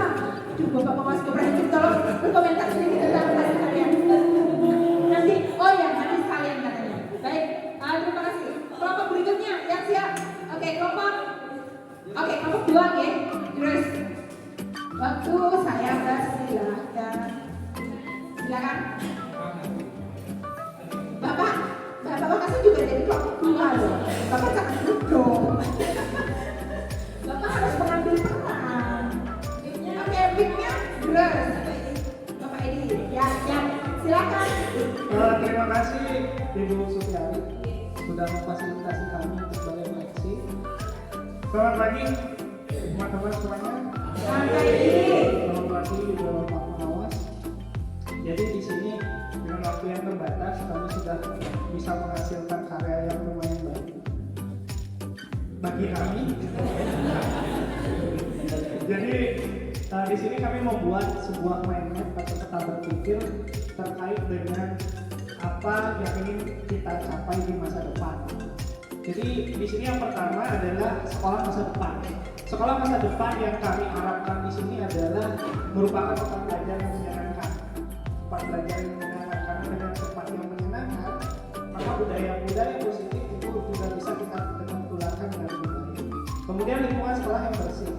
Itu yang belum bisa kita capai untuk saat ini. Yang ketiga adalah rasa memiliki oleh seluruh keluarga sekolah, bukan hanya siswa tetapi juga seluruh keluarga yang ada di sekolah. Itu sekolah masa depan yang ada dalam bayangan kami. Nah, bagaimana sekolah masa depan tersebut tentunya akan dapat menghasilkan murid yang seperti apa? Ini murid masa depan dalam bayangan kami adalah mereka yang memiliki profil pelajar Pancasila. Salah satunya ada bertakwa dan beriman pada Tuhan Yang Maha Esa, kemudian mandiri, kemudian kolaboratif, kreatif, serta kritis, serta memiliki daya saing. Selanjutnya untuk sampai pada tahap siswa masa depan seperti harapan kita, maka perlu kita berdayakan atau lakukan budaya positif. Budaya positif yang sudah kita lakukan di sekolah kita ini adalah yang pertama adalah pembiasaan konsep 5S. Ini menyebutnya 5S.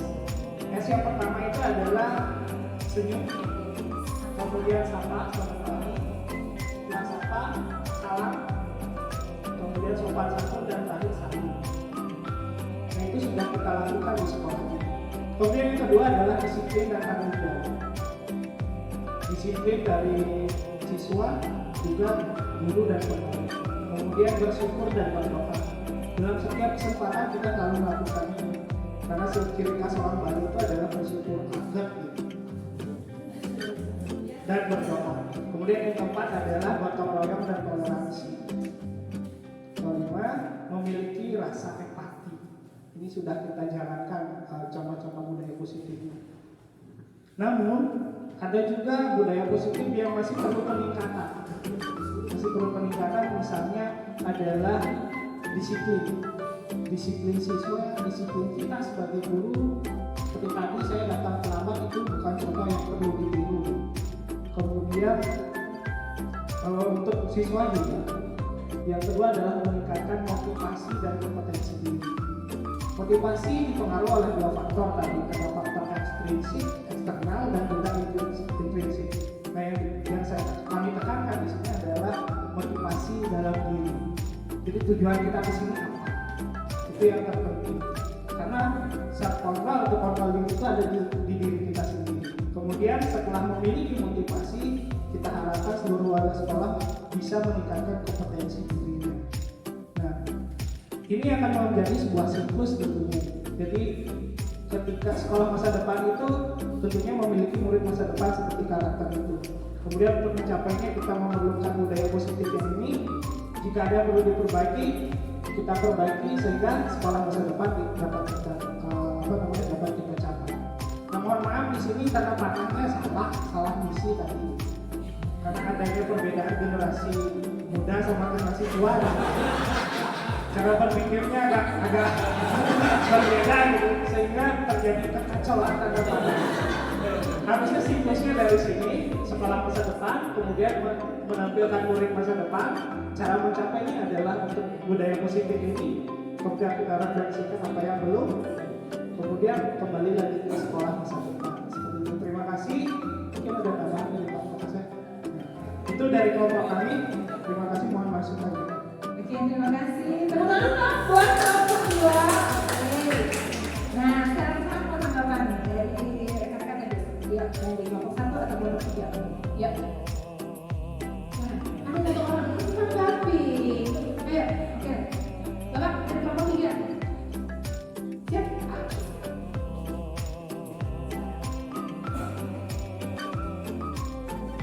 Terima kasih Bu Made. Dari apa yang sudah dipaparkan tadi oleh kelompok yang terdiri dari generasi muda dan generasi tua, ya, walaupun ada sedikit perbedaan apa yang disampaikan oleh Pak Edi, tetapi secara keseluruhan itu pola pikirnya sangat luar biasa, ya. Jadi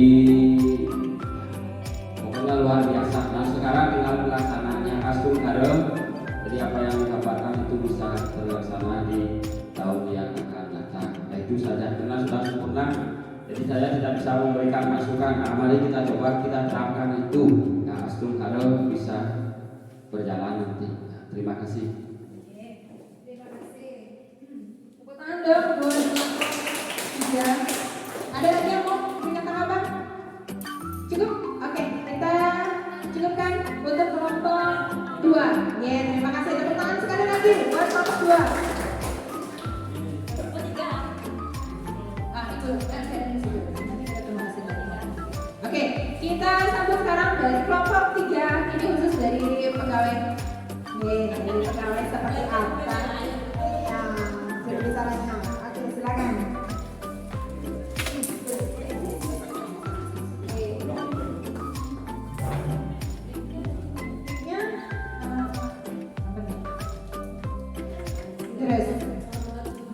Itu ada apa?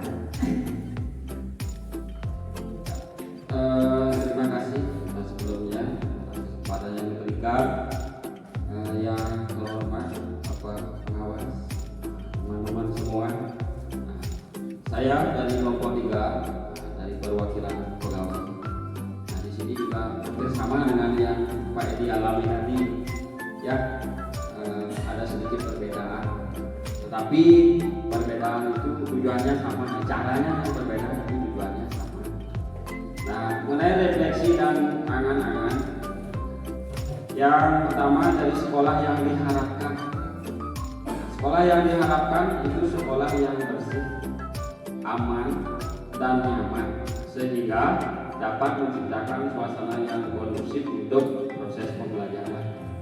Itu harapan kami, sehingga kalau sudah lingkungan yang kondusif, proses pembelajaran sudah berlangsung, diharapkan dari pembelajaran itu akan mampu menumbuhkan nilai-nilai yang religius, kejujuran, disiplin, tertib atau rapi, dan tanggung jawab pada diri warga sekolah dalam mewujudkan sekolah yang menyenangkan juga menjadi kunci keberhasilan sekolah dalam mencapai visi dan misi sekolah. Jadi itu sekolah yang kami harapkan. Kemudian murid yang diharapkan. Murid yang kami harapkan kebetulan juga kami semua putra daerah di sini grupnya tadi. Murid yang diharapkan yang pertama murid yang memiliki rasa disiplin dan tanggung jawab terhadap tugasnya sehingga dapat meraih kesuksesan di masa yang akan datang. Dan harapan yang kedua, murid yang senang berimajinasi dan berkarya, berimajinasi dan berkarya yang positif tentunya. Kemudian yang ketiga, memiliki etika dan sopan santun. Kemudian budaya positif yang sudah kami lakukan, yang pertama budaya datang tepat waktu. Kami sudah belajar datang tepat waktu dan bekerja sesuai dengan tupoksi kita masing-masing dan membuang sampah pada tempatnya. Kami sudah memberikan contoh, tetapi anak-anak sampai saat ini belum bisa mengikuti contoh yang kami berikan. Belum semuanya, sudah ada beberapa anak, belum semuanya. Kemudian budaya yang perlu ditanamkan, budaya yang masih perlu kita tanamkan. Nah, budaya disiplin, bertanggung jawab, berkarakter, cinta lingkungan. Cinta lingkungan itu salah satunya dengan membuang sampah pada tempatnya. Itu masih sangat perlu kita tanamkan. Kemudian yang kedua, gerakan literasi sekolah. Jadi budaya membaca. Jadi setiap ada waktu kosong kita perlu belajar untuk membaca. Apalagi sekarang perpustakaannya sudah ditambah dengan koleksi buku-buku yang baru. Judulnya juga saya lihat kemarin menarik semua judulnya. Jadi mari kita belajar berliterasi. Kemudian yang berikutnya kegiatan ekstrakurikuler. Kegiatan ekstrakurikuler ini mungkin salah satunya adalah pelestarian budaya. Nah, pelestarian budaya itu misalnya tari dan tabuh. Jadi untuk ekstra tari kita sudah punya beberapa pembina. Kemudian ekstra tabuh juga luar biasa. Kita punya pembina ekstra tabuh yang sungguh-sungguh luar biasa dan sudah mau berkarya. Itu yang penting, Pak. Nah, banyak ada orang pintar tetapi tidak mau. Pintarannya itu tidak mau ditransfer, tidak mau dipraktekkan, hanya pintar untuk dirinya. Nah ini untuk pembina ekstra tabuh saya luar biasa di SMP 3. Jadi apa yang mereka miliki, mereka sudah transfer ke anak-anak. Walaupun tidak ada gajinya, tidak ada honornya, mereka sudah mau berbuat. Itu yang luar biasa. Itu yang mari kita laksanakan. Kita pulang ke sana nanti tidak bawa materi, ya. Apa yang kita punya, seperti Ibu Sutiari sudah sering menyampaikan sama saya, mari kita berbagi. Apa yang kita miliki itu kita bagi, kita transfer. Tidak ada gunanya pintar sendiri. Ya, kita semua harus berkolaborasi sesuai dengan dulu workshop kita hari ini. Kurang lebih seperti itu. Mohon maaf apabila ada hal yang kurang berkenan. Kami akhiri dari kelompok kita. Ini tulisannya juga warna-warni karena kami semua berkolaborasi. Ya. Terima kasih. Ya, terima kasih.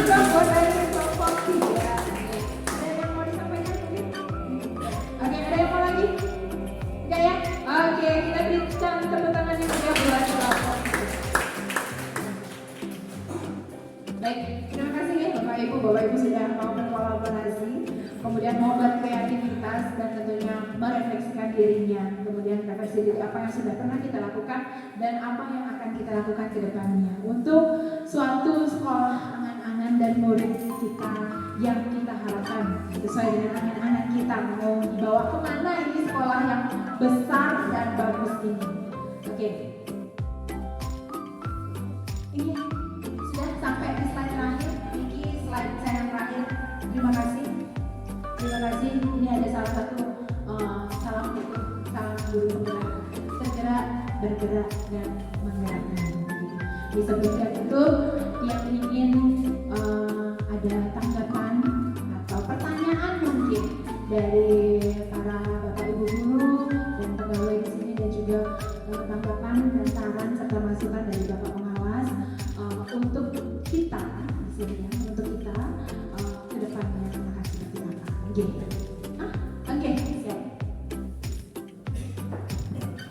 Terima kasih Bu Mari. Minta izin, mohon izin Pak. Dari apa yang sudah disampaikan tadi, baik Bu Mari tadi, termasuk teman-teman kelompok semuanya, sudah luar biasa. Yang tertarik dengan apa yang dengan materi yang disampaikan oleh Bu Mari terkait dengan dua hal, menyenangkan kebebasan itu pun. Nah, kemudian yang terakhir tadi ada juga kita kesana tidak akan membawa apa-apa, pulang tidak akan membawa apa-apa. Mari berbagi, ini tidak dibagi-bagi, ya, tidak jangan. Berarti yang tadi itu berhubungan kesenangan, kebebasan berhubungan dengan berbagi itu. Nah itu. Kan mengapa itu yang komentari? Nah itu langsung mengena, siapa yang mengena, ya. Nah itu. Kemudian lanjut dari apa yang disampaikan oleh teman-teman tadi, ini mungkin mewakili kepala sekolah ini selaku kebijakan dari sekolah. Apa yang sudah ditampilkan baik itu oleh guru maupun pegawai memang seharusnya seperti itu dan sudah berjalan memang seperti itu. Hanya saja yang mungkin perlu yang sudah baik dilanjutkan, yang belum berjalan tinggal dilaksanakan. Teorinya sudah luar biasa tadi. Teori perlu, tetapi tidak cukup hanya berteori saja. Mari kita laksanakan, itu intinya. Kalau semua kita sudah melaksanakan, itu saya yakin setelah kita tidak akan ketinggalan dari sekolah yang baik, walaupun kita berada di ujung. Itu saja. Terima kasih.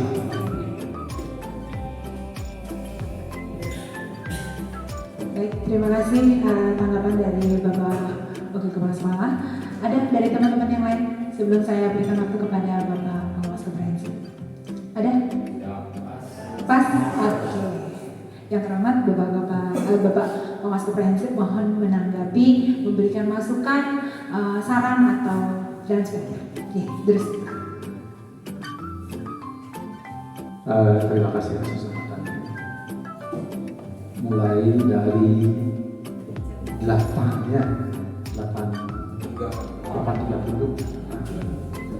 sampai dengan 10.15 kita sudah mendengarkan, kemudian mencermati, kemudian berikutnya mencoba merefleksi apa yang telah kita lakukan sesuai dengan konsep budaya positif. Terus terang yang salut dengan apa yang disampaikan oleh Bu Mati, kemudian keseriusan dari teman-teman tadi mencermati, yang dari depan ini mencermati melihat seperti siapa yang kemarin melihat muka yang sudah terlihat serius, kemudian langsung merefleksi diri gitu ya.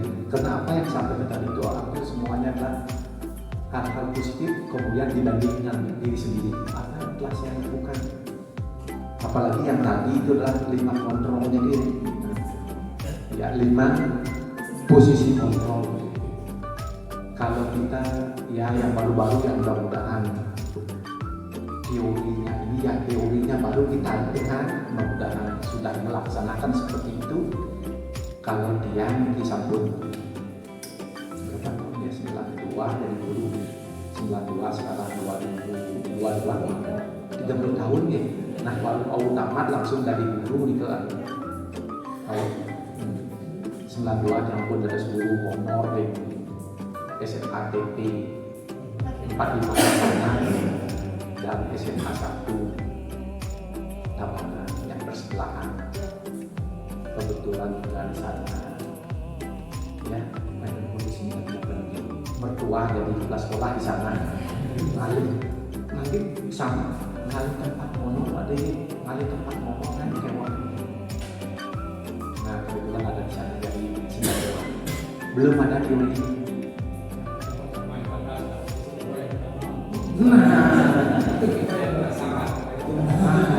Itu kenapa orang dengan melihat itu kok muncul yang kedua muncul teori.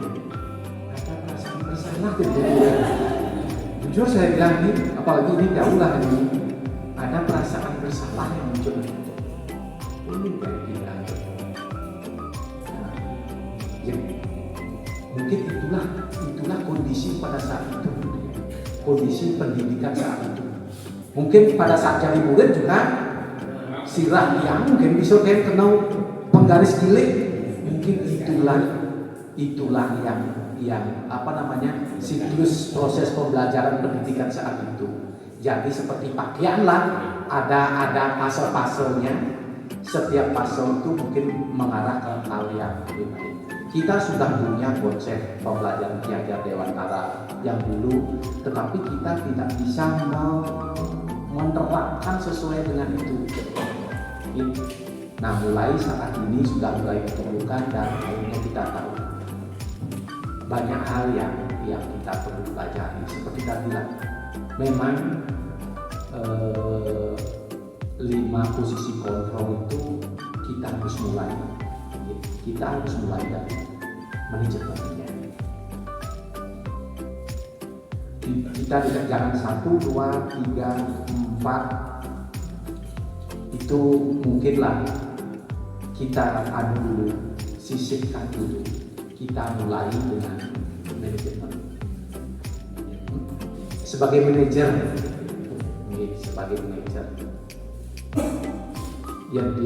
yang kembali dari dulu, belajar lagi seperti itu lagi.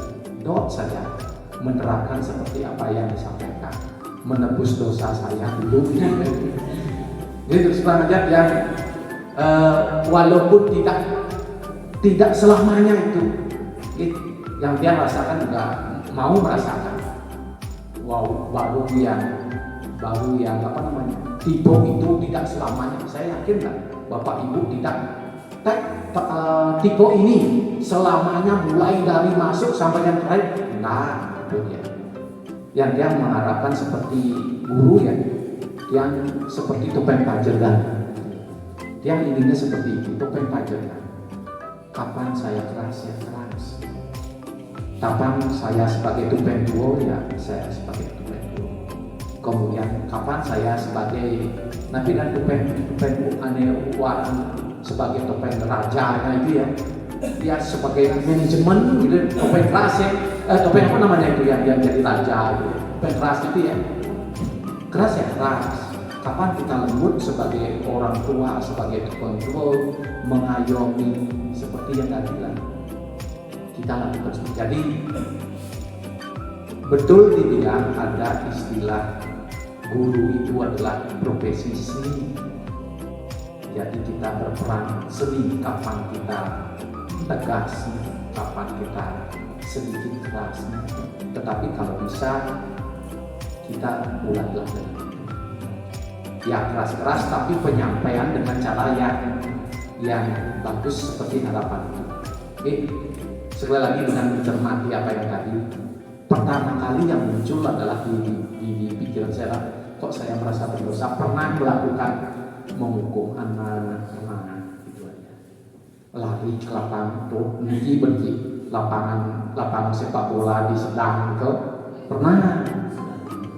Ini kejadian itu pernah saya lakukan, tetapi mungkin saja tujuan kita nggak akan seperti itu. Dengan kegiatan-kegiatan seperti ini, mohon seperti yang saya sampaikan tadi, kita sudah diberikan pilihan, mana pilihan yang terbaik, mana yang kurang, dan kalau memang sudah ada pilihan, mari kita pilih dulu yang terbaik. Masalah anak mungkin kita nanti seperti yang disampaikan dari Pak Bayang, Pak Wijaya, memang setelah kita lakukan itu ya namanya apa namanya anak-anak, mungkin porsi kerasnya mungkin kita tambahkan lagi sedikit kalau opsi yang kelima itu sudah kita lakukan. Nah, mungkin ada volumonya diperbesar lagi sedikit silakan. Tetapi mulailah dengan sebagai yang dot saja sebenarnya, kembali lagi ngaji, ngobrol dengan anak-anak dan sebagainya. Ini sekali. Nah, tapi saya bisa nanti nitip sama Bapak Ibu nanti gitu ya. Saya observasi di kelas, mungkin apa yang ingin saya sampaikan ini saya titip sama kepada ibu melalui kegiatan research study. Berikutnya,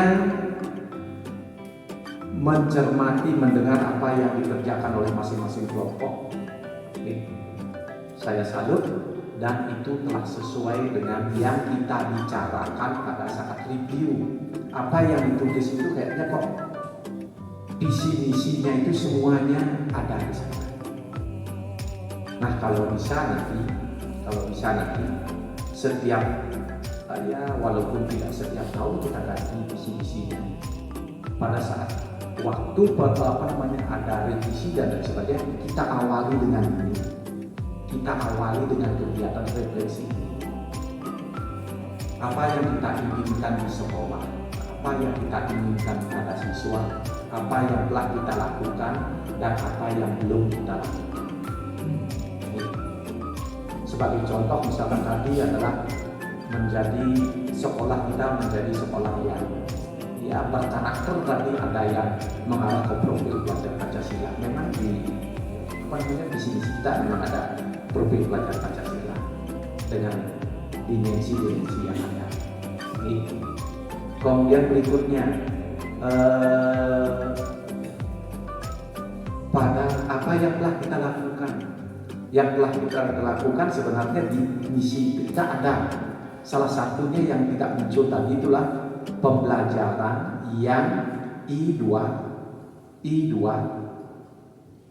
M3 itu interaktif, inspiratif, menantang, menyenangkan. Semuanya tadi sudah menyebutkan menyenangkan.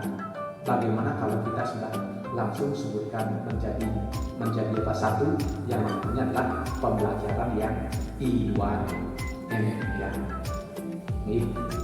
Interaktif, inspiratif, menantang, menyenangkan, dan memotivasi.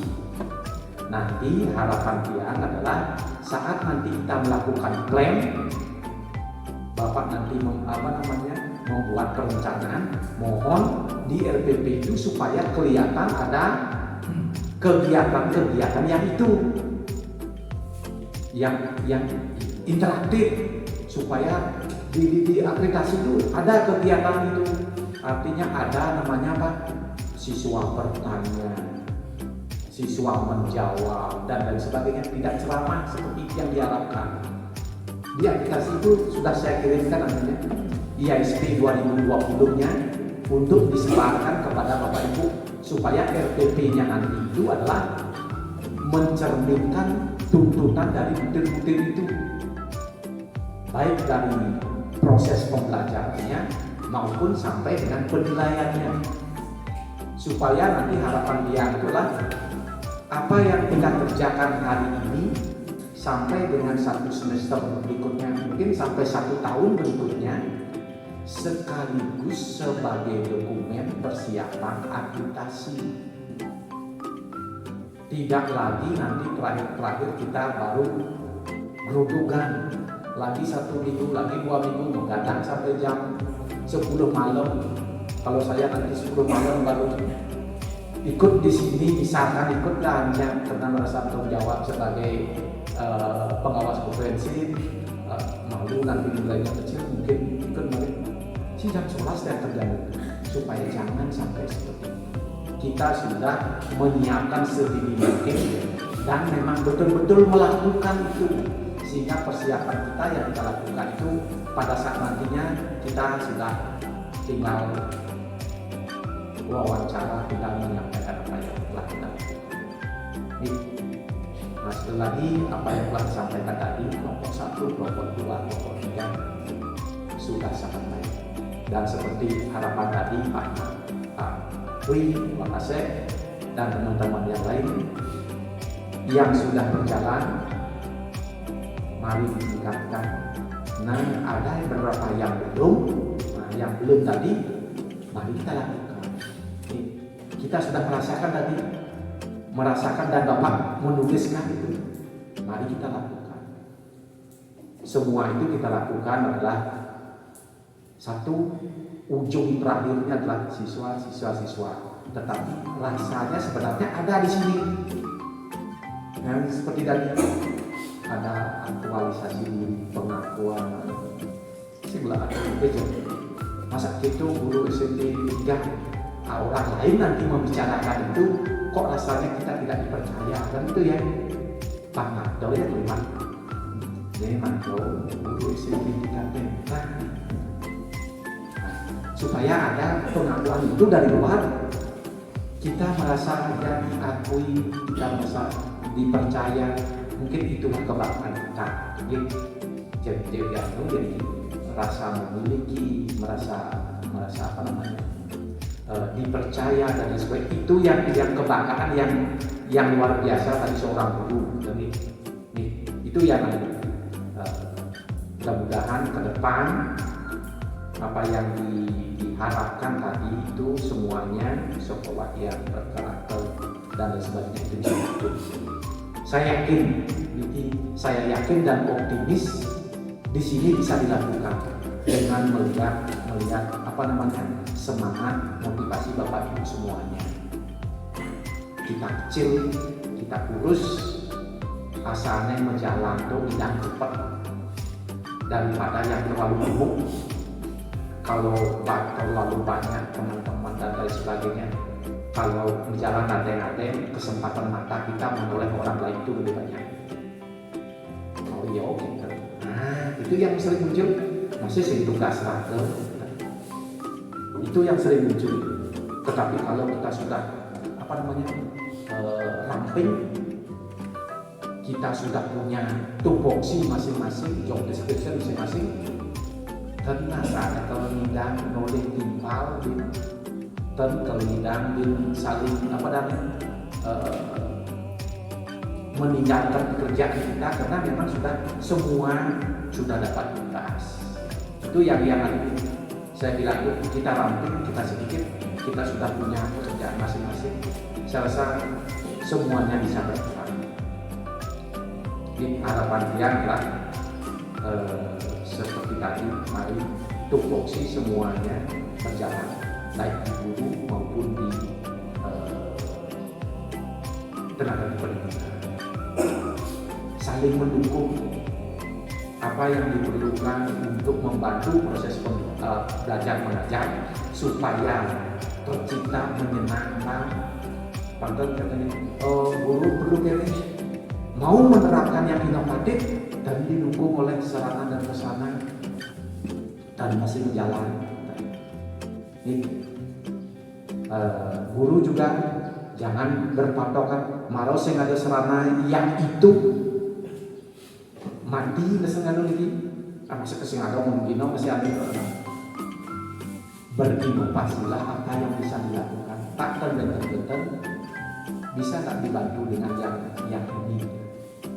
Nah yang terpenting dari situlah semuanya memanfaatkan lingkungan sekolah, itu yang terpenting, memanfaatkan apa yang ada di lingkungan sekolah. Tidak mesti harus sejumlah ini, nah lingkungan kita sudah luas sekali dan mendukung untuk kegiatan pembelajaran. Semua mata pelajaran saya yakin ajak anak-anak keluar, tidak hanya di kelas dan sebagainya. Yang akan mencoba melihatnya setiap nanti Bapak Ibu melakukan pembelajaran service plan, mudah-mudahan nanti plan mungkin kelompok ini sudah punya jadwal, ini akan tampil kirim dulu RPP awalnya. Setelah kirim RPP awalnya mungkin saya punya dulu melihat yang pertama oh ini RPP saya kok saya punya masukan seperti ini, Bapak dan Ibu di sini lakukan lakukan plan diskusi. Pada saat itu mungkin saya tidak bisa hadir ke sini menemani Bapak Ibu plannya, mungkin saya bisa ya WA kan Pak saya punya masukan ini mohon didiskusikan di grup di tim itu. Setelah plan selesai, mudah-mudahan nanti Bapak Ibu bisa berkirim Pak Anu sekarang tampil hari ini jam sekian bisa hadir, saya akan berusaha untuk hadir. karena memang apa namanya SKP saya itu salah satunya adalah ada penilaian guru dan kepala sekolah. Salah satu penilaian guru itu terkait seperti itu. Nah, jadi jadwalkan, kemudian kita komunikasikan. Mudah-mudahan saya bisa ke sini dan langsung bisa ikut mengobservasi di kelas. Sekalian lah langsung kalau bisa, sekalian dengan dosen. Itu yang bisa kami sampaikan. Sekali lagi salut, dan mudah-mudahan apa yang menjadi harapan Bapak Ibu semuanya bisa terwujud, bisa berkolaborasi semuanya untuk kemajuan sekolah. Sekian, terima kasih. Terima kasih untuk Bapak Thomas Komprehensif. Bincang karena waktu sudah menunjukkan cuma jam 10.30, jadi sudah banyak saya meminta waktu Bapak Ibu untuk mengakhiri kegiatan pengimbasan budaya positif yang punya sebuah pantun Bapak Ibu. Pantunnya, Jembatan Bekat Bangkung Wenten Ring Badung Utara, pemandangan sani becik ngarianin gargi teu hati, kirang langkung tidak mengaskeun pangapura tidak siap atuh parang santi. Om